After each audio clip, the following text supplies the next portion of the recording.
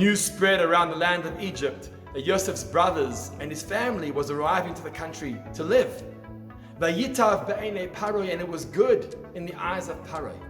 Why was it so good in the eyes of Paroi? Well, the commentators say that until now, Yosef was a phenomenal leader over the country. But Paroi was convinced that now that his family was joining him, he'd be even a greater leader.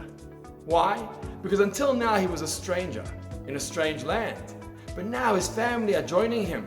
They're familiar to him. Yosef will now feel comfortable at home in Egypt, and therefore will lead the country even more successfully than before. This leaves us with a phenomenal lesson. When it comes to assisting someone or involving ourselves in a project, the more we can relate to the individual, the more we can connect to the project, the more successful we're going to be in our role, in playing our part. The more we can identify with a person's needs, the more we'll be willing to assist them. And so in the world of counseling, that's called empathy. To be able to relate to the needs of the other. And the more we can relate to their needs, the more understand them, the more we want to help them and give and be productive in our role.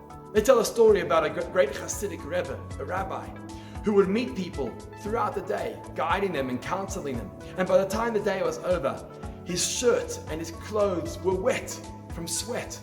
They once said to him, "Why is that?" And he said, "Because every time a person comes to see me, I try to get into their clothes, to be able to understand them, identify with them, and then to be able to guide them. And so going into their clothes and out of their clothes makes me sweat throughout the day."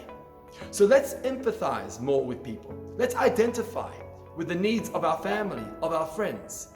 And like Yosef in Egypt, we'll be more productive and more successful in playing our part.